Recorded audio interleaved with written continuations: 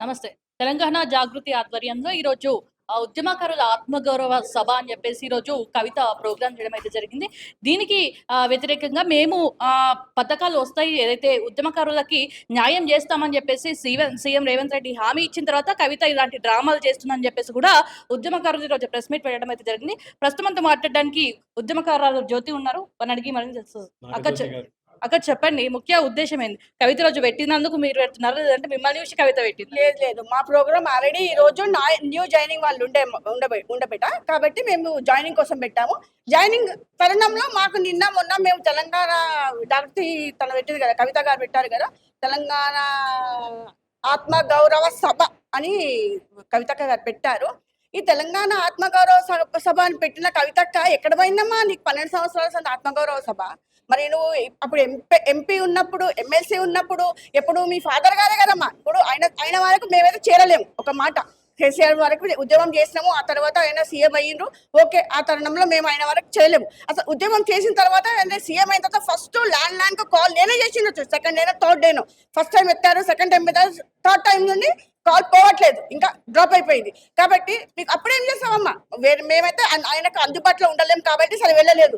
కేటీఆర్ కానీ, హరీష్ రావు గారు కానీ, మీరు కానీ ఆయనకు 3 కళ్ళు లాంటి కేసీఆర్ గారికి 3 కళ్ళు. ఎప్పుడైనా తెలంగాణ వాళ్ళకు ఉద్యమం చేసే వాళ్ళకు న్యాయం చేద్దామని నాన్న అని కానీ, కేటీఆర్ కానీ, మీరు కానీ, హరీష్ రావు కానీ ఎప్పుడన్నా మాట్లాడినరమ్మా? సరే ఓకే, మాట్లాడలేదు. దాని తర్వాత మమ్మల్ని తొంగతొక్కేసారు మొత్తమే. తెలంగాణ ఉద్యమకారులను అసలు వాళ్ళ ప్రస్తావన కానీ, ఇప్పుడు ఈ అన్నున్నాడు గంగపుత్ర దయానంద్ గారని, మా అన్నగారు రవీంద్ర భారతిలో ఉగాది సందర్భంగా, తన కేసీఆర్ గారు గెలిచినాక ఉగాది సందర్భంగా మన రవీంద్ర భారతిలో పెద్ద ప్రోగ్రాం పెట్టిండ్రు.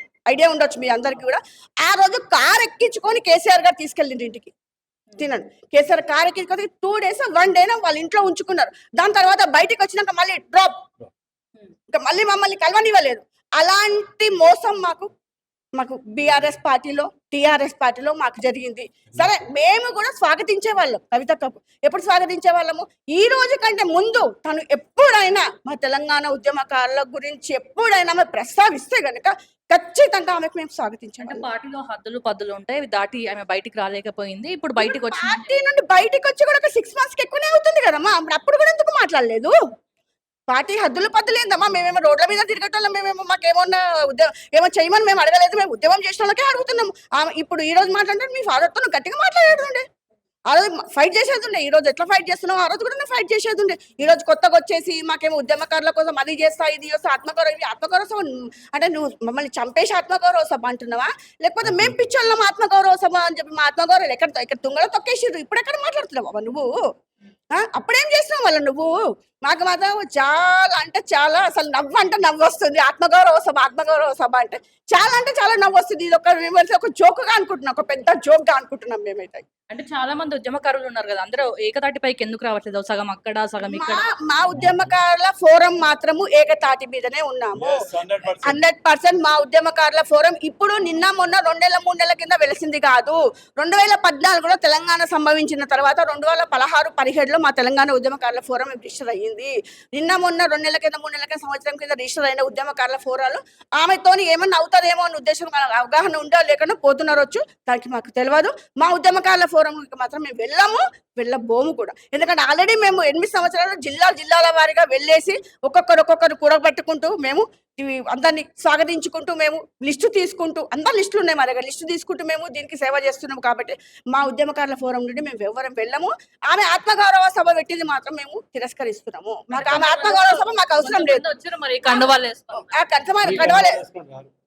ఏమమ్మా, ఇక మనకు ఆ విషయం తెలియదు, ఎవరు వచ్చిర్రు ఏమని తెలియదు. మాకు మాత్రం ఖచ్చితంగా మేము నెక్స్ట్, ఇంతకు ముందు కేసీఆర్ సీఎం గారు ఉద్యమకారులను మోసం చేసినట్టు సేమ్ అదే బాటలో వాళ్ళ కూతురు కూడా వెళ్ళి మమ్మల్ని మోసం చేద్దాం అనుకుంటున్నట్టున్నది. కాబట్టి ఈ మోసపూరితానికి మేము బలి కాము అని మీకు మీడియా ద్వారా చెప్తున్నాను. అంటే కొంతమంది ఉద్యమకారులు నేను అడిగిన వాళ్ళు చెప్తున్నారు, గతంలో కేసీఆర్ మోసం చేసిండుకు ఇప్పుడు కవిత ఆడబిడ్డ బయటికి వచ్చింది కాబట్టి ఆడబిడ్డ ఎంటుంటే మాకు కూడా కలిసి వస్తుంది, మాకు కూడా న్యాయం జరుగుతుంది అని చెప్పేసి వాళ్ళు అంటారు. అవునమ్మా, నేను కూడా దానికి స్వాగతిస్తాను. ఆడబిడ్డ బయటకు వచ్చింది. ఈ ఆడబిడ్డ అప్పుడు కూడా ఆడబిడ్డనే కదా, ఇప్పుడు ఆడబిడ్డనే, అప్పుడు ఆడబిడ్డనే. దగ్గర ఇప్పటికంటే రైట్ ఆమె ఇంతకు ముందు ఉండేది. వాళ్ళ ఫాదర్ దగ్గర ఉన్నప్పుడు ఆమె గట్టిగా వాదించడం, నా ఫాదర్ దగ్గర నేను ఎన్ని రైట్స్ ఉంటాయి మా ఒక బిడ్డకు ఫాదర్ దగ్గర ఎన్ని రైట్స్ ఉంటాయి, బయట ఎవరితో మాట్లాడడానికి ఫాదర్ దగ్గర నిర్మోహమాటంగా కడుపులకైనా వచ్చినాం కాబట్టి ఫాదర్ దగ్గర అన్ని కొట్లాడడానికి రైట్స్ ఉంటాయి. అప్పుడు ఏం చేసినావు నువ్వు అని అడుగుతున్నాం మేము.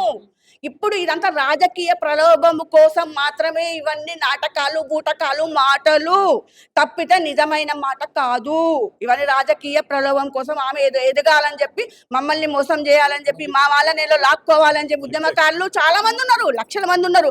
వాళ్ళని వెనకకి తీసుకొని ఆమె ఏదో మళ్ళీ పెద్దగా ఏదో పార్టీ పెట్టేసి ఏదో చేద్దామని ఆమె ఆలోచన తప్ప ఇంకో ఆలోచన, మాకు మంచి చేద్దామని ఆలోచన మాత్రం కాదు. అది నేను 100% గ్యారంటీ నేను చెప్తున్నా. బల్లగుద్ది ఫైనల్ గా ఉద్యమకారులు ఉద్యమకారులకు దయచేసి, ఉద్యమకారులు నిజమైన ఉద్యమకారులు కేసీఆర్ మోసప్ చేసి మన ఉద్యమకారులను వాడుకొని మోసం చేసినట్టుగా వాళ్ళ కూతురు అదే బాటలో నడవాలనుకుంటుంది. కాబట్టి దయచేసి ఉద్యమకారులు ఎవ్వరు ఆమె కవితక్క గారి జోలికి గాని ఆమె బాటలో గాని నడిచి మళ్ళీ ఇంకొక మోసపూరితమైన రాజకీయము తీసుకొచ్చి మోసపూరితమైన బాటలో నడవద్దని అందరికీ హెచ్చరిస్తున్నాను. దయచేసి ఎవ్వరు గాని ఆలోచనతోని ఆవేశంతో ఆలోచించకుండా ఆలోచనతో ఆలోచించి, బుద్ధితో ఆలోచించి, తెలివితో ఆలోచించి ఆమె దగ్గర వెళ్ళాలా లేదా, ఆమె ఎట్లాంటి క్యాండిడేట్ ఏంటి అనేది మీ సొంత ఆలోచనతో ఆలోచించండి. ఒకటి చెప్పింది మాత్రం నమ్మకండి దయచేసి. తెలంగాణ ఉద్యమకారులకు చెప్పండి ఒకటి.